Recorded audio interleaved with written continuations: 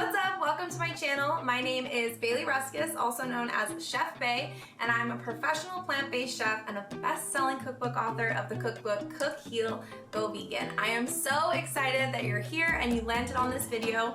Be sure to like, comment, and subscribe. And if you want more tips and tricks in the kitchen, keep watching. This is also the place for exclusive videos to my podcast, The Plant Remedy. If you're interested in diving deeper in plant-based cooking or just want to incorporate a little bit of fun into your cooking routine, join our membership called Cook 5 Heal that you can cook with me live weekly, and it's so much fun. So I hope you enjoyed this video and I'll see you soon.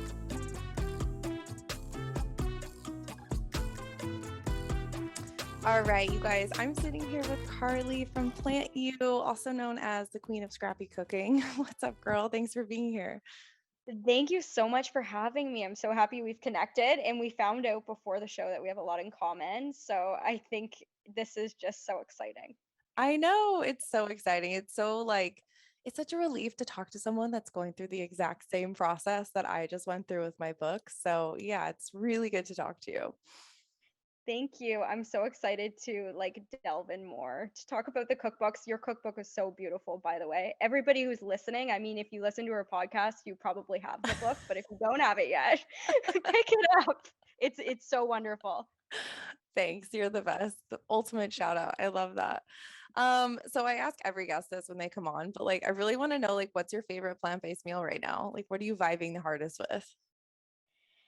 My favorite plant-based meal right now. Okay, so you're on TikTok, so you've Yeah. obviously seen the Emily Mariko salmon bowl. Yeah. So for anybody who's listening who's not on TikTok, it's this girl who went just completely viral, and she makes this bowl of white rice, salmon, kimchi, and she eats it wrapped in a nori seaweed sheet. Yeah. So I veganized this with tofu.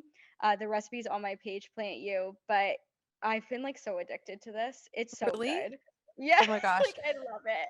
It's so funny because I first saw that come out and I was like, oh, and we were just talking about this, but I was like, oh, I'm gonna recreate it. And then I saw all these vegan recreations and I then didn't even want to try it. I was like, ugh, it's been done. You honestly should make it just to eat, because Okay. it's like nothing I've ever tasted. You know what? It tastes like sushi, Mm, but like just so lazy good. sushi. Yeah, like lazy sushi, and it just makes a great lunch or dinner, and you can reheat it. It has sriracha, vegan mayo. Yum. It's good. It's a vibe. It's kind of like a poke bowl kind of energy. Yeah. Yeah, Yeah. exactly. I put a little black sesame seeds on there. It's good. Yum. I love that. Good old TikTok coming out with all these food trends that we're eating all the time. And it's actually so funny that a video like that would go so viral. It's literally the simplest, most ridiculous thing ever. And it's just how does this happen? Yeah, I was seeing yesterday, we don't have Trader Joe's in Canada, but somebody Okay. had a video that was Trader Joe's has made an Emily Mariko section, and Trader Joe's literally had kimchi, white rice, all the elements you need to make this bowl in a featured section. I'm like, wow, the way that TikTok influences popular culture right now is literally insane. Wow. Yeah. I'm a little late to the TikTok game, but I'm just kind of starting to see how influential TikTok is. I was such a hater on TikTok for so long. I was like, I'm not going to do that. That's not for me.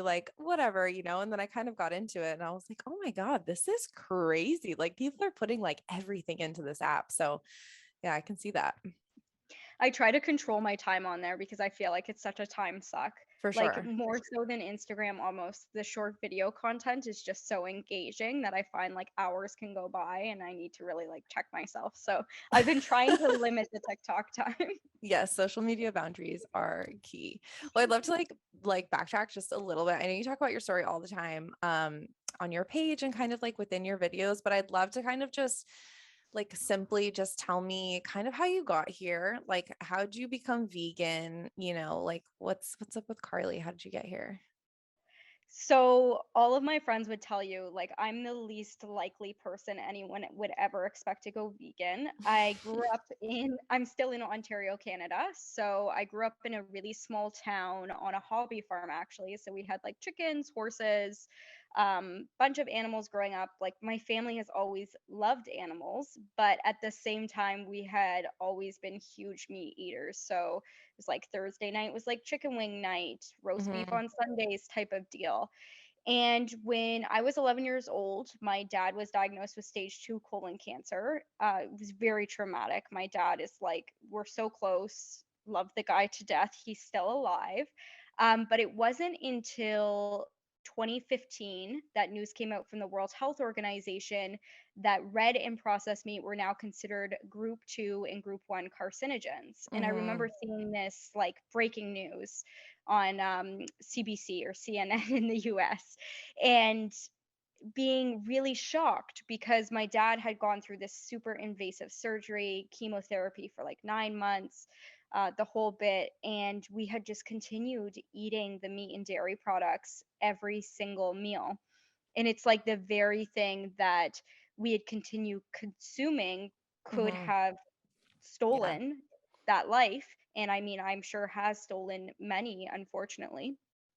And it's at that point that as a family, we started delving into plant-based eating. So of course, watch the documentaries Forks Over Knives, Mm-hmm. Cowspiracy, What the Health. And I started reading the books, How Not to Die by Michael Greger, Eat to Live by Dr. Joel Furman. And I was just like, oh my gosh, why is nobody talking about this? Like, not only is this the best choice for our health, it seems to be just an incredible choice for our planetary health and the animals. I was at the time living up in Northern Ontario by myself in a bachelor apartment. I was working as a radio host actually, and I then started experimenting with recipes. I went on like Pinterest and I think typed in vegan, and I was like very intimidated because all I saw was like nourish bowls with like carved avocados and spiralized zucchini. And I'm like, I don't know how to cook, and I certainly don't know how to cook this, Oh nor my do I know gosh. if I want to eat that. That was like So 2015, like in a yes. nutshell, right there was like matcha and nourish bowls. Yeah, So like the funny. Instagram Uh-huh. feeds, like layered smoothies, Yes. doodles, Hmm. you know. So so like I didn't resonate with that. I mean, like we're all about comfort food in Ontario. Like it gets very cold here. I'm like, I can't eat this or make it. So I started experimenting and kind of veganizing the food I'd grown up eating. So like swapping out the beef in my mom's pasta sauce for lentils and slowly started transitioning to a plant-based diet.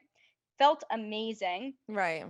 Wanted to, as you know from that journey, you just want to shake everybody and be like, you got to try this. Like Hmm. the weight maintenance was amazing. Like I just felt like my weight was totally like easy to maintain. I was eating massive portions, which I love to eat more than anything in the world. So then I started sharing the journey on Instagram and under the name PlantYou. And I guess people resonated with kind of this simple approach to plant based eating, where it was like taking the comfort food that you already knew, making them vegan. And the rest is kind of history. I mean, so I went vegan around 2015. It did take me months. Oh yeah. And yeah, it took me months and months to make that full transition because I was a huge dairy and meat lover. I think I cut out red meat first, then chicken and Hmm. whatever else, and then finally cheese was the last thing to go. And it's been like that ever since. I left my job in 2019 to pursue Plant You full time, and we're here now on this podcast. Oh my gosh, I love that. Wow, it's so funny that you were like, it's so cool that you were a radio host and you have a podcast now. That must feel like really awesome, like having your own show after, being a radio host for somebody else's.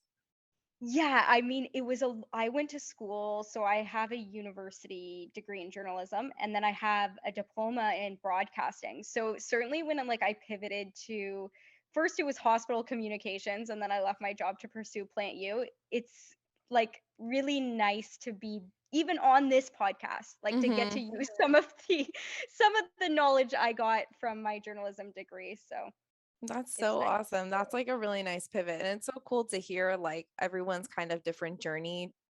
But it's so funny because everyone's is like so similar. Like whether you're just like a world-renowned doctor or, you have a major in journalism, like there's everyone just kind of comes together when it comes to plant-based. And I think that's like the coolest part of it is we can all kind of resonate. And if you're listening, like, it doesn't really matter like where you come from or what you do now or what your family's like or what your family's eating or what you're used to eating, because there's so much room for growth and there's so much learning to be done. I mean, I feel like I'm still learning every single day. And yeah, I think that's really awesome. I love that. I think it's a testament that you can really come from anywhere. Like I went to Yeah. university with a freezer full of like tater tots, mini pizzas. That's all I ate. I did not cook. And Yeah. now I am a food blogger full time and coming out with a cookbook. Like literally sky's the limit, and if you're thinking about going plant-based, like you can do it. It doesn't need Yeah. to be overnight, but I promise you it is worth it. And it's just, I always say to people, it's the best decision I've ever made and one I just wish I had made earlier in life, but I don't think it came to me at the right time, I suppose.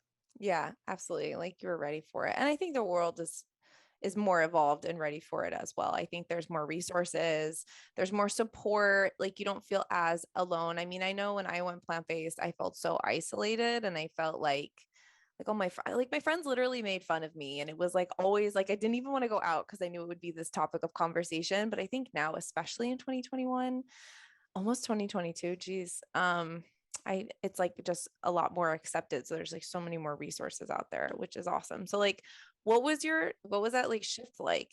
Like, when you went from having a steady paycheck and doing all that to like going to do your blog full time and to kind of just go dive into PlantYou, like what was that shift like? And what were some of like your biggest challenges with that?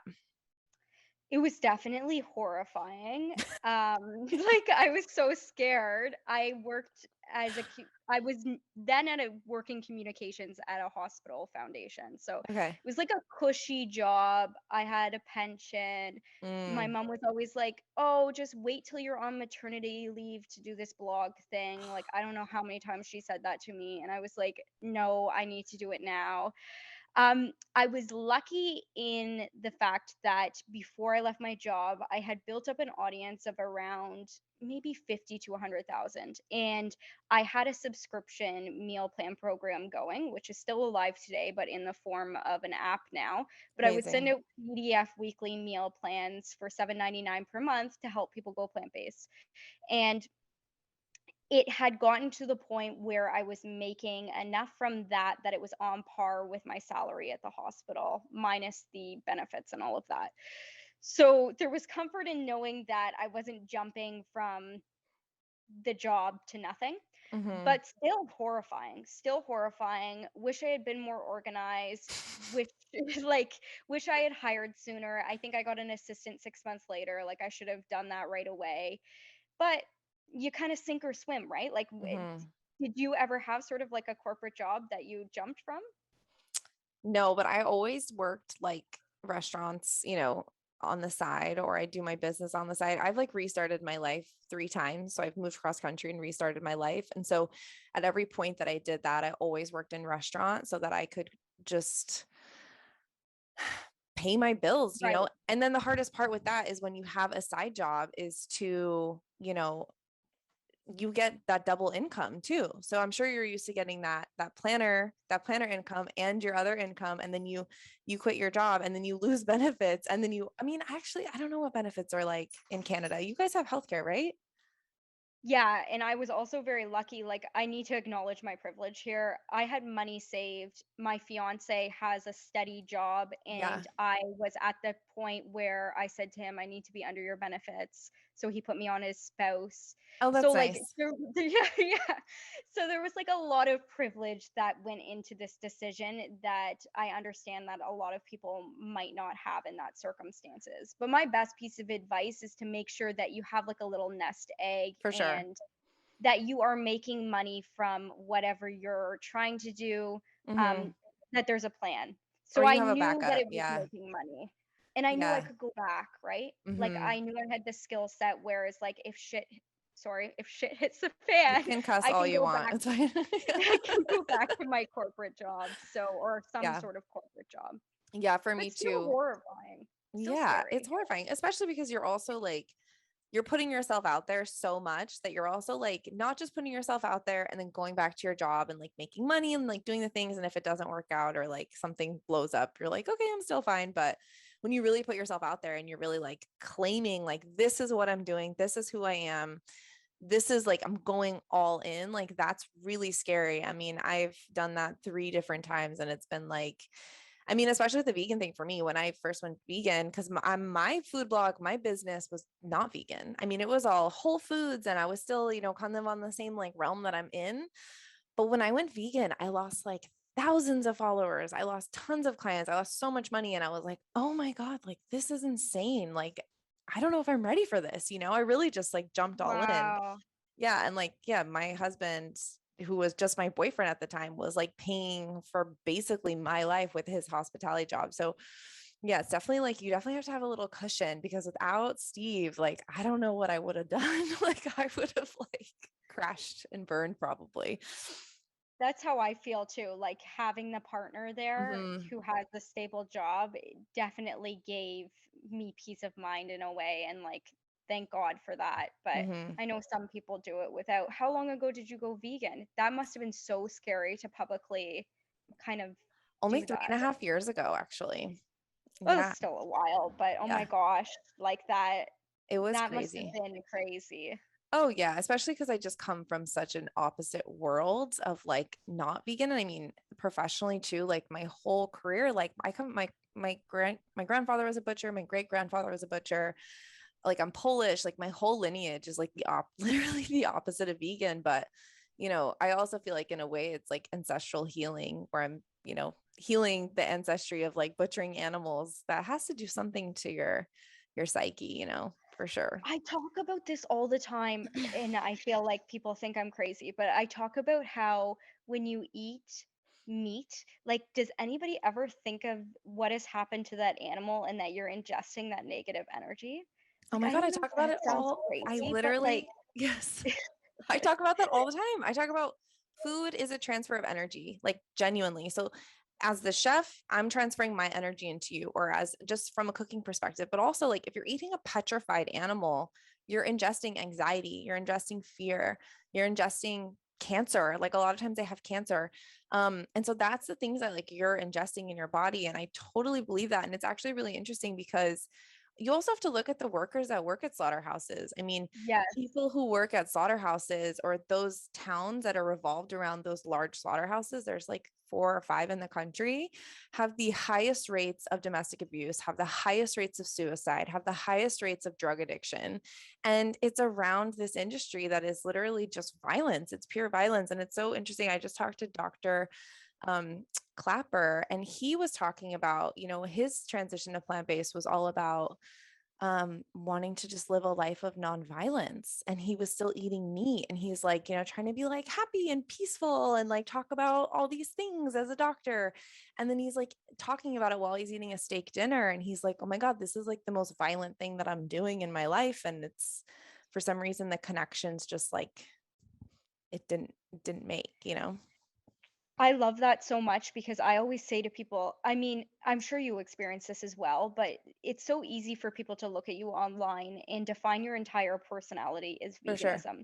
Yeah. And I always say to people that veganism is just an extension of how I'm trying to live my life and Right. do as little harm as I can. And it's Hmm. not the only way to do that. I'm not Hmm. looking down on anybody who's not vegan. There's other things that people can do to minimize their cruelty, but it really is like when you think about ways in your life that you can have an impact of like living a less violence is the perfect word. Hmm.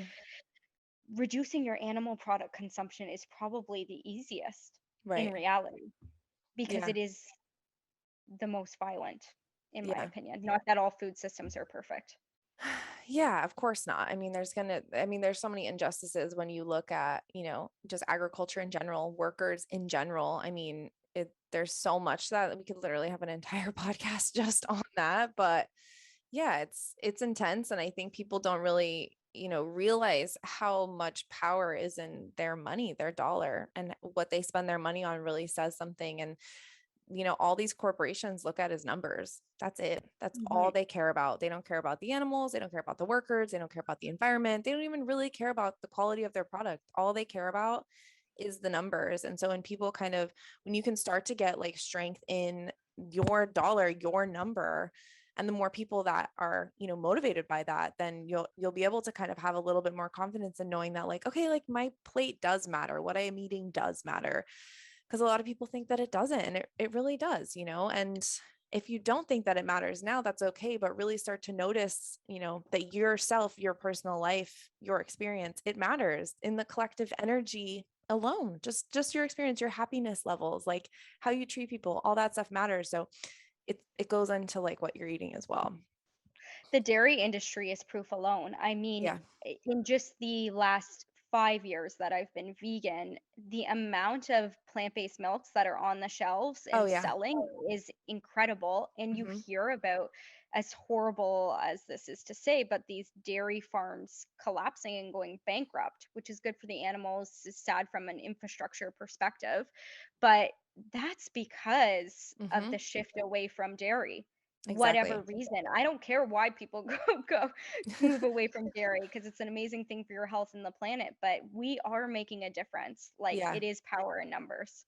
Yeah, it's really nice. And it's because sometimes it can feel, isolating, or, if you're watching the news all the time, or you're listening to what's happening with the climate, or, like for me, like I would watch vegan documentaries. Like when I watched Earthlings, I literally sat on the ground and like cried for like 3 hours. Like I couldn't get up. I was so paralyzed by like this overwhelming idea that human beings are just cruel, And I was like, my husband literally had to pick me up off the ground and was like, okay, like we can do something about this. Let's do something about this and just find strength in that and not being so like overwhelmed with like, it's just me. What can I do? But yeah, the dairy industry thing is amazing. I love it. And honestly, I love brands like Miyoko's because, not only did she fight the dairy industry in court to be able to say that she can call her butter butter, but she's also has this amazing thing where she's, educating dairy farmers into moving away from farming dairy into farming other things. So there's a lot happening where it feels like, okay, like I think we can do this. We can. I think we're seeing a huge shift. And even like, I don't know what your opinion is on lab grown meat and dairy, Yeah. but I see it as a giant step in the right direction from the animal perspective, not Yes. so much the health, but you think of how many animal lives are going to be saved if we shift to that, and it's less expensive. Hmm. It's going to change the world in, Yes.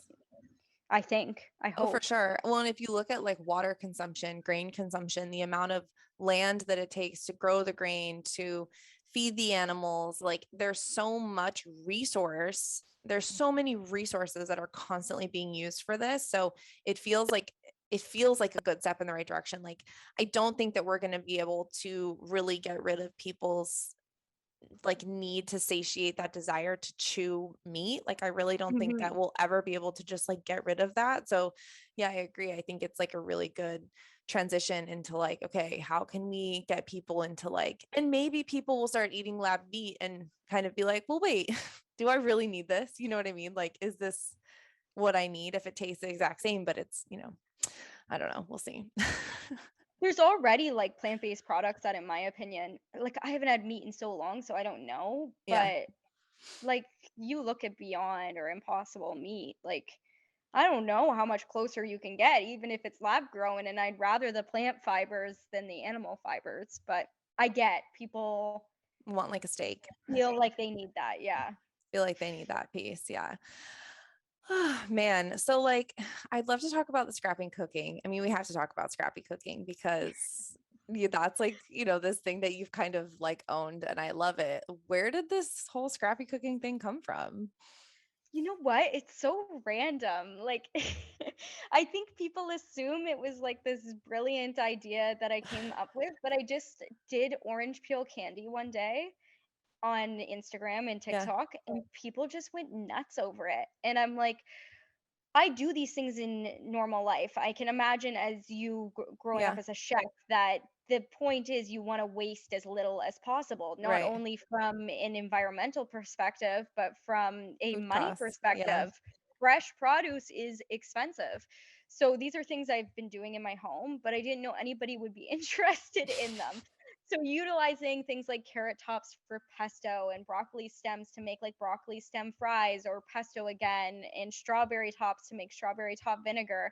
So I just started rolling them out and I called them Scrappy Cooking, and it like took on a life of its own. People have just embraced the series so much, and I do think it's like it starts conversation about food waste and our environment, and it's probably really timely because I think climate change is on the top of everybody's mind right now. So if we Yeah. can not only eat plant-based but also reduce our food waste, we're doing a really good thing individually for the planet. Yeah, I totally agree. It's actually really, really interesting. I had this conversation yesterday on Instagram with someone, and it started out as this person kind of coming at me and being like, "Hey, like I don't know." I was talking about like Impossible Meats or something, and they kind of came at me in like an aggressive Instagrammy kind of way, as people do, and. And he was like, like, I don't understand why people eat these processed meats. Like, it's so ridiculous. Isn't grass-fed meat better? And it kind of started out as this kind of like aggressive approach, mainly because he was just like confused. And we ended up talking all day long. And it got to the point where we had this like really open conversation where now he's like really open to trying plant-based food and he gets it now. And I think what's really cool about the scrappy cooking is that, it's able to open up conversations, and maybe at first people are triggered by it, or maybe people are like, oh, this is ridiculous. But what's great about continuing this series is that people are able to kind of see it in other forms and be like, oh, I can actually totally do this. This is actually simple. This actually looks really delicious. Or like, it's opening up that conversation about food waste, because I mean, we waste so much food as I a think it's something society. like 50% of edible food goes in the garbage. And I mean, like, Yes. how devastating is that Hmm. on every level? Yeah. And what I love most is like now my followers are constantly like they're sending me pictures of like leeks and being like, "Oh, I use like the whites of the leeks for this tonight. You should do a scrappy cooking on it." And I just think at the end of the day, they're little hacks, but hopefully it's getting people to think about how to use every part of the plant as long as it's edible. Yeah, and I mean, even if people are still eating animal products too, like I hope that if you are using animal products, you're not wasting it. You're really like utilizing the entire Yes. thing, because even working restaurants, they throw so much meat away, like so much animal product away, that it's just like, I think what scrappy cooking is able to do is show people to like, not only can you use the rinds of a pineapple, but you should be using everything you're buying from the store. And like scrappy cooking with a planner is like, hey, like let's eliminate your personal food waste in general. Like, let's just get rid of it. Mhm. Let's plan our meals. Let's, make sure we have a detailed list so that we know exactly where everything is going to go. Cause I think a big problem too is people will get really inspired and then go to the store and buy like a bunch of kale and asparagus and like all this stuff. And then they kind of go back to normal. The work week starts and everyone gets busy. And then all that food rots in their fridge. And it's kind of like, it's that middle ground that people really need. I think you raised such an important point. The thing I always tell people is the biggest way to reduce your food waste is to have a plan for the week. Like we Hmm. grocery shop once a week and we have all our meals planned. And oftentimes that will look like meal prepping, which is also another great tool to reduce your food waste because Right. you're utilizing your fresh produce the day or the day after you get it, portioning it into meals so that it's all Hmm. taken care of. Like you're not wasting any of it, but having a plan is so essential rather than going into the grocery store and buying a bunch of well-intentioned produce and then Yeah. it rotting in the back of your fridge. Which if it does that, freeze it and use it as a veggie stock instead. Because it Yeah. does happen, right? Or juice it or whatever. I'm like the queen of Yes. juicing. Yeah, I love to just like all my like almost bad parsley or romaine or all those leafy greens that go bad like the quickest. That's usually what I'll do, is I'll kind of like juice them up and do that. But yeah, it's such a good point. I think and it's well intentioned. That's the other thing, is like, and I think that's why people get so frustrated, because it is well intentioned. They're like, but I just want it to be healthy this Yeah. week. It doesn't work. Like, I've tried it, but it's like, and I also want to say too that if you're someone that doesn't like to cook, or you're someone that's like not into it, doesn't have time, the thing I say to everyone is like, you just got to make the time. Like, we have to eat to survive. It's not something you can just like take a pill for and it will just be done for you. And so the sooner that you kind of get over that hump of just like not liking cooking or just like being annoyed by meal prep or like having all these other things that you could do instead, is the sooner that you'll be able to save money on food, the less food waste you'll have, and the better that you'll feel in general about yourself and your body, because you're able to actually like provide meals for yourself. Like it's a necessity. And yeah, because I feel like a lot of times people hear meal prep and they're like, oh, like I can't do that, I have no time. Oh, 100%. And I don't think meal prep needs to look like your like traditional No. Tupperware full of like pre-made meals that you eat from Monday to Friday, the No, same thing. awful. Like if Yeah. that's your jam, Yeah. awesome. But Yeah. if it's not, a meal prep can look like making a batch of rice and Hmm. cutting up your carrots and putting them in water so they stay fresh and they're easily accessible. So just preparing your produce when you get it to make it more easily edible Yes. throughout the day is going to make a big difference in both your food waste and your health journey. Totally. Cause even me, like, I'm a professional chef, but like I open my fridge and if I just see a bunch of like not prepped produce, I'm just like, oh, especially Oh, if yeah, I'm tired. Yeah. I hear you.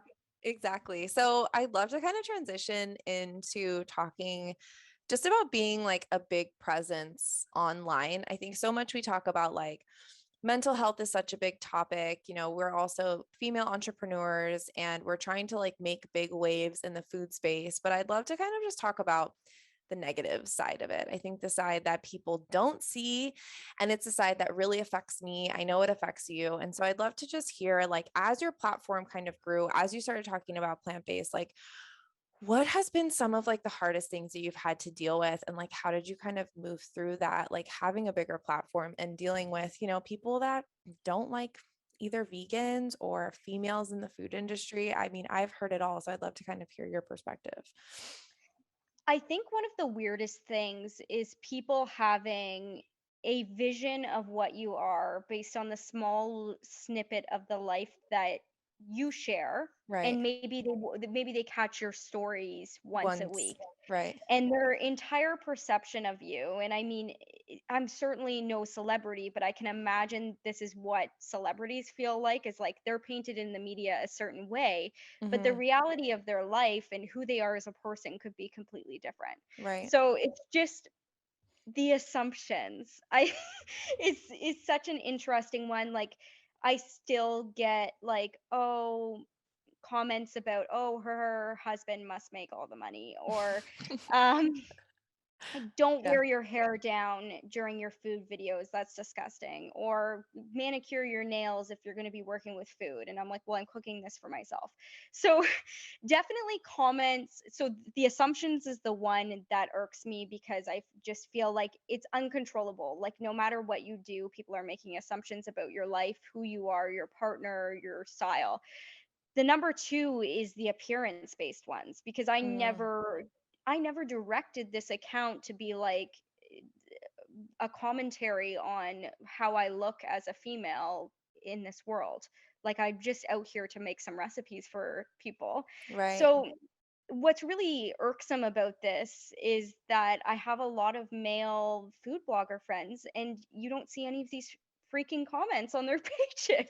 So No. it's like, oh my gosh, the amount of people who comment on my makeup. Like I have a tremor, which also gets commented on, but like makeup is not my expertise. Like it's going to be a mess. And how much time do I want to dedicate before I put out a video every day to do my makeup?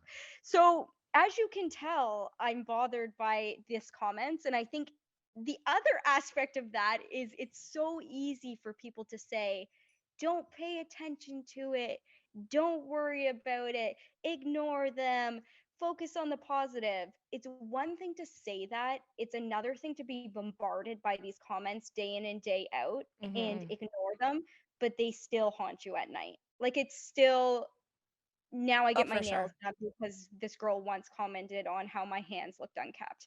Like, how sad is that? I don't know. Totally. I You know. deal with it too. You've got to deal with this too. Oh, for sure. Yeah. I have endometriosis, as most of my listeners know. And like, I have endo belly. So sometimes I'm like unexplainably bloated and it hurts and it sucks, but it's just like part of my life and it's fine. And it's also caused like body dysmorphia for me because I'm like, what do I actually look like? I don't even know. And I had this video like go viral from my like breaking up with dairy series. And I was like, yeah, like when you quit dairy, like you can get rid of your bloating and blah, blah, blah. And this guy goes, I don't know, you look pretty fucking bloated to me. And I was like, oh, yeah, I know. I know. And from that moment, I was just like, this motherfucker, like pointing out my biggest insecurity, having no idea what's going on. And it's hard for you to not get salty back at these people and to not like feed into this negativity because you're just like, how fucking dare you comment?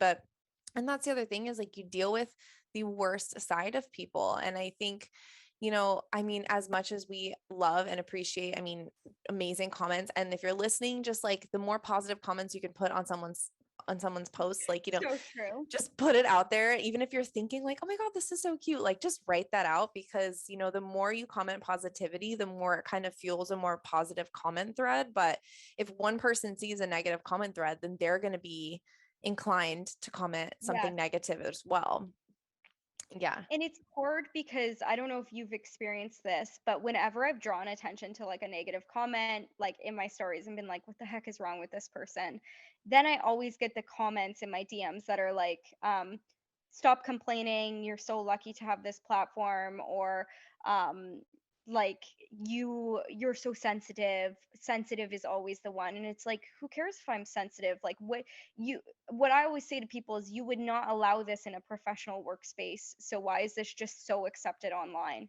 Like it's honestly like an epidemic, like online Mhm. bullying. And it scares me because we as food bloggers are getting this, female food bloggers. Can you imagine people in like the body positivity space or even the makeup space, what type of commentary that they're dealing with on their appearances and their personalities? Like Yeah. it's scary. Yeah, it's really intense. And a lot of times it's people who don't have profiles of their own or like don't put themselves out there online at all. And I think it's really hard, for people to understand what it takes to really put yourself out there. And, you think one negative comment or whatever. And what I really appreciate is people who disagree with you, but are willing to have a conversation and not Yeah. come at you about something. And I really appreciate those kinds of people because that's how we grow. That's how we learn. That's how we can kind of like raise up as consciousness. But like the most depressed I've been about humanity, honestly, has not been the dairy industry or the environment or anything. It's fucking comment threads and these people and these comments and this negativity that I'm seeing. And I'm seeing it wear on people, my colleagues, you, like people who are in this space, me, like it wears on me all the time where I'll just like be on my phone and I'll just like show my husband, I'm like, dude, this person is literally ripping me apart online right now. And I don't know what to do because my inner self wants to like, like Mhm. come back at them, but I can't do that because this is my job. This is my professional workspace. And so how do you, it's like, how do you like maintain your integrity, but also like stick up for yourself and be like, no, this is not okay. You cannot say this.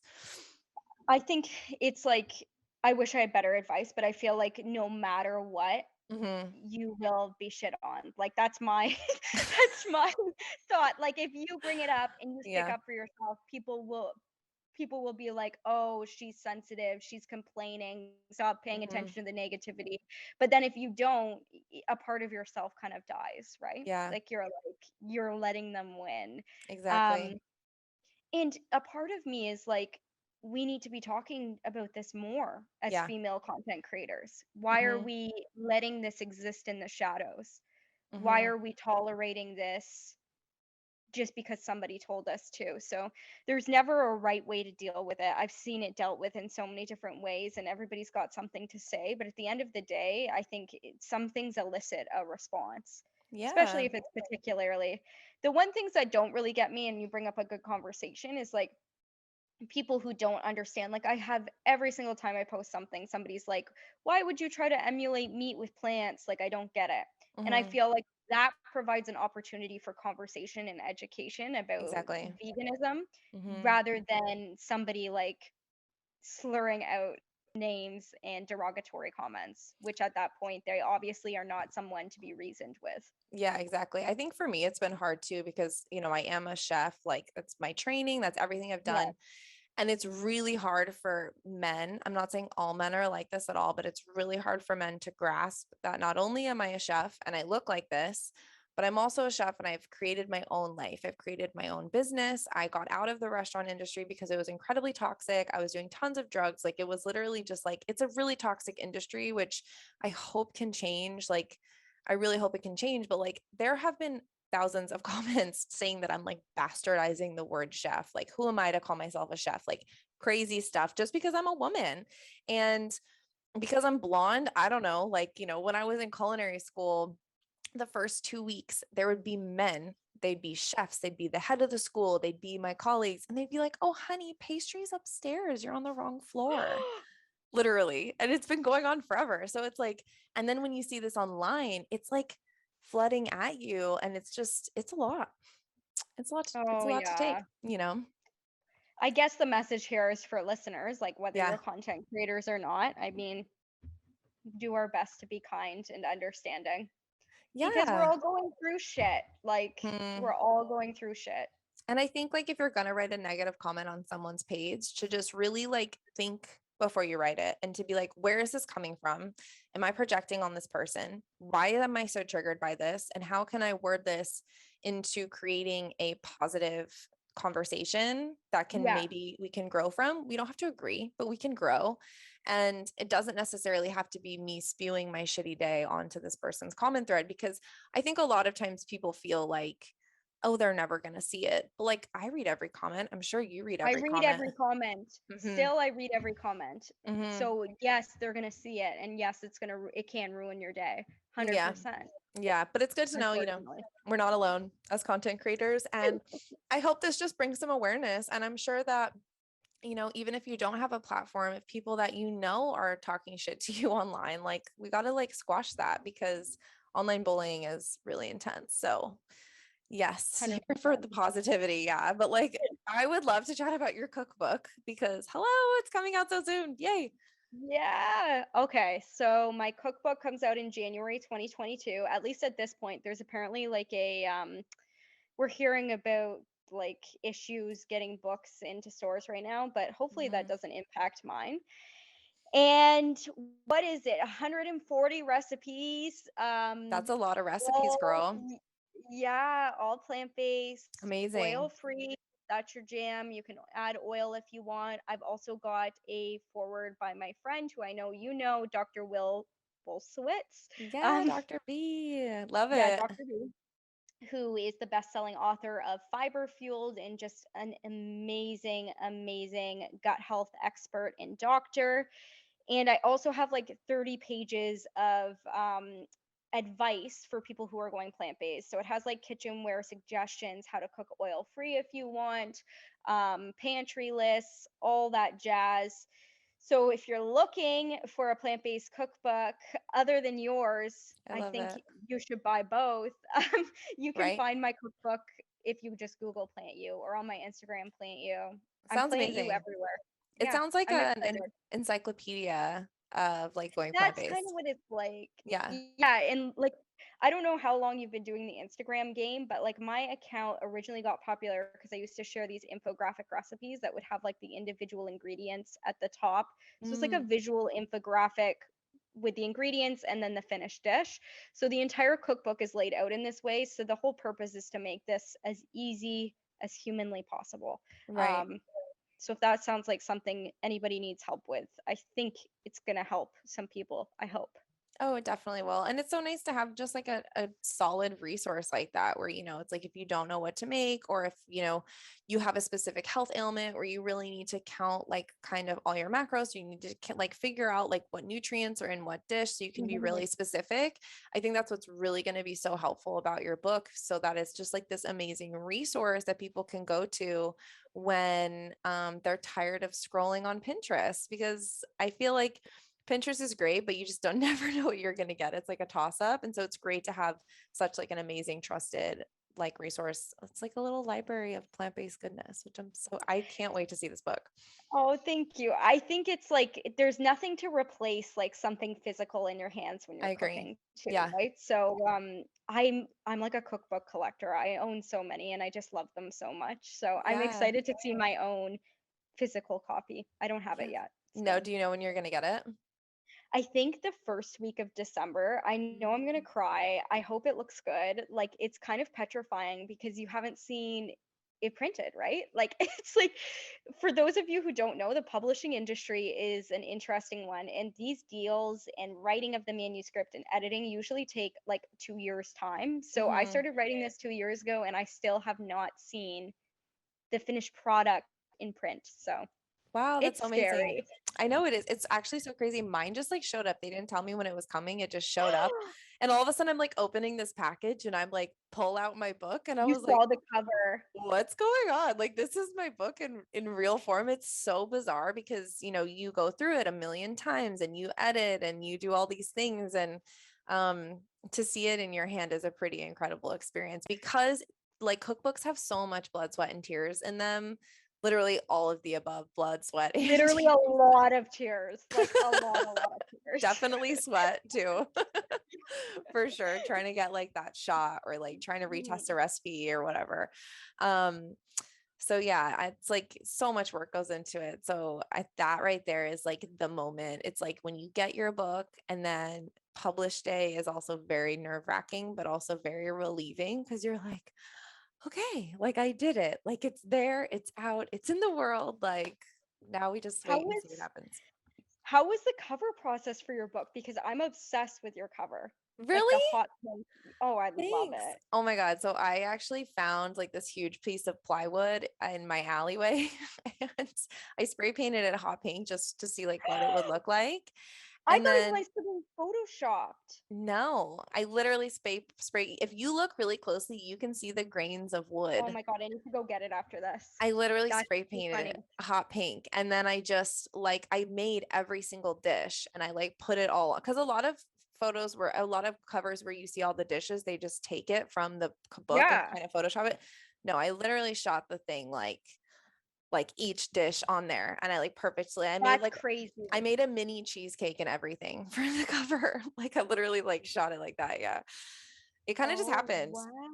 Yeah. And the wow. hot pink actually kind of branched off into like I was like I'm gonna do bright colors for this whole thing because I was so used to seeing like marble and white backgrounds and Yeah. I was like how am I gonna like make this match my personality and kind of my lifestyle and then the hot pink was just like ding so now I have these massive you know like most food bloggers have their like little pieces of like background I have these huge pieces of like bright colored cardboard in my or bright colored plywood in my kitchen that I use for food photography and it's like it's a little ridiculous honestly I but love that though. I find it like it stands out massively because of that hot pink. I would have never thought that you shot that all in one yeah. thing. Just knowing how the world of this stuff goes. That's so so funny. And the title is Heal Cook Vegan. What is the title? It's cook, heal, go vegan. Cook, Yeah. Heal, Go Vegan. And did you know you wanted it to be that from the beginning? No, the title was actually the last thing that we came up with. Like the whole book was edited Oh, because my publisher wanted a different title and I wanted a completely different title. And so my online membership is called Cook Five Heal. So we were like, okay, how can we kind of mesh like what I want, what my publisher wants? I mean, it's still probably not the title I would have chosen, to be totally honest with you. Like I still am like, ugh, like when I see but you're at the mercy of your publisher. So I just kind of like put my hands up at the end and I was like, okay, like we'll do this. Like this is fine. So yeah. oh, I love it. But yeah, I understand that. It's hard balancing the you have a vision, it's your heart and soul, and you have Hmm. a distinct vision for what that is going to be, perhaps for years and years, and then they're like, "Yeah, no." So, Literally. I And like certainly understand that. I love to de-glamorize this because I always glamorized people with cookbooks or bigger followings or Yeah, whatever. And when you kind of go through it, you realize that it's like not a glamorous process at all. And it's really like takes a lot out of you. And you're really tested, your morals, your ethics, like who you believe yourself to be becomes tested, because you have all these people questioning you all the time, whether you're writing a cookbook or you have a following, or there's, there's all these different things at play where it's not just you, it's not just your work. There's so many other things to think about. So yeah, it's a true test. So like, with that said, like, what's been like the biggest personal test for you in this process of writing a book? Oh my gosh, like the whole thing has been emotionally exhausting. So, like, I don't want to sound ridiculous, but like rewarding in a massive way, Mm-hmm. exhausting. Personal tests, like I asked you about the cover because that was a huge pain point for Mm, me. And I think ultimately I love the cover now, but it was me and the publisher were on just couldn't be further from, like, they yeah. sent me first the cover mock-ups, the first ones, and I was like, oh, this is not at all what I wanted. And then I shot another thing, kind of like what you're saying. Like, I Mm-hmm. shot my own kind of landscape thing, and they didn't like that. It literally went on for months, until we eventually landed on, like, I had someone shoot the cover photo of my tacos in the book because I was just, you get just so wrapped up in the whole thing. But now I'm happy with it. But it was very painful for me because I felt Mm-hmm. like, kind of what you're saying, like with the title, like I had envisioned what the cover of this book would look like for so many years working on it, and it just wasn't at all. And I had to own it, right? You have to go out there no matter what is decided. This is your cookbook, so you have to Yes. go out and own it. So it Yeah. felt horrible because, like, at some point Mm-hmm. it's like we weren't agreeing at all, and at the end of the day they get final say. And they knew, like, they now in retrospect knew what I was going forward with would not sell. So I'm glad that they interrupted whatever creative process I was in because ultimately they were correct. But it was just Right. very mentally hard for me to accept that the cover was not going to be exactly how I had envisioned it. Yeah. And I'm I like, I'm mean, gonna have this in my kitchen for years and I have to stare at it and I hate it. But now what was decided I love, but it's a that's long. good. Yeah, it's never what you originally thought it was going to be. Even like your whole No. script, it's so funny because I really stressed about when I submitted my manuscript, I really stressed about it being perfect. And I wish I would have just taken some of that stress off and knowing that, you know, It would be torn apart? it's going to get torn apart. Yes, Yeah. they do. Yeah. Did the same thing. I was, like, fricking a agonizing over the thing, and then, like, I got it back and it was all red. So, Yeah, totally. Okay, well, like, okay, we've talked a lot about negative stuff, but like, what's like been the most like positive thing that you've either learned or discovered about yourself through this process? oh my gosh, when I put that cookbook up for pre-order, you talked about this when you Hmm. published the cookbook that you felt like nobody was going to buy it. You felt sick to your stomach. I mean, I had held this secret in. They didn't want me to talk about the cookbook at all through the process. So I was putting this out. I hadn't told my audience at all, and I was like, nobody's going to want to pre-order this cookbook. It's not out till January. The amount my community showed up in that moment and pre-ordered the book literally, like, brought me to tears, and I've never been so grateful. The book went to, like, number 1 for cookbooks in on Amazon, and just astonishing. So that was like this really full circle moment of stressing so much for no good reason, and then being rewarded in the biggest way possible by my audience, who I do this for at the end of the day anyways. Yeah, I mean, it's just like such a big exhale. You're just finally like, Yeah, okay, like people want this thing. Like this isn't all for nothing because it is so much of you. It's so much of your soul. And I think, when people are looking at recipes online, what they don't understand and people listening is like, we put everything we got into these. Like this is yeah, part of who we are. So, yeah, it's so nice to have that validation and being like, okay, like I think we're going to be okay. Like I think this is going to be well exactly. received. Yeah. So when does it come out? January 18th, 2022 right now. So, January 18th. yeah. Amazing. Yeah. And there's Yeah. lots of pre-order goodies. Like, we have a 101 recipe snack ebook that you get right away when you Oh pre-order, my and there's more gosh. to come. So if anybody is looking for snack ideas or needs help in their plant-based journey, I definitely love check that. it out. I love it. Okay, so I'm doing this new thing. It's a fire round. So I'm going to ask you a Awesome. bunch of fire questions and just answer the first thing that comes to mind. And then that'll be it for the show. Okay, you ready? Perfect. All right. Are you a coffee or a tea person? Coffee. Oh, okay. Lentils or beans? Lentils. Okay. Breakfast or dinner? Dinner. TikTok or Instagram? Instagram. Ooh, cookbooks or food blogs? Cookbooks. I knew you were gonna say that. Do you like green juice or green smoothies? Green smoothies. 4th of July or New Year's? New Year's, because we do Oh July yeah, you 1st don't in have. Canada. Oh Canada yeah, Day. that's true. But I Okay. still pick New Year's. I still pick New Okay. Year's. Okay. Yeah, me too. I love New Year's. Do you prefer raw or cooked foods? Cooked. Yeah. Are you an early bird or a night owl? Like neither. I sleep. I'm in bed at 9 and like up at 8. So I take from that what you will. I love that. You're like, I'm a hibernation person. Oh my God, that's so funny. Okay, what is your dream vacation? Oh, I want to go to Bali so bad. So that's my dream Mm, vacation. I went to Thailand and Vietnam years ago with my fiance, and our wedding, I know you talked about your COVID wedding. Our yeah, wedding got postponed twice because of COVID. So hopefully they will get married this summer and we can go. amazing. Bali's like a vegan food mecca, so Yeah, I know. you'll love it. It was honestly, I was so self-realized when I went to Bali. I was like, yes, like this is how everyone should be eating all the time. Okay, cool. If you could do anything besides what you're doing now for work, what would you do?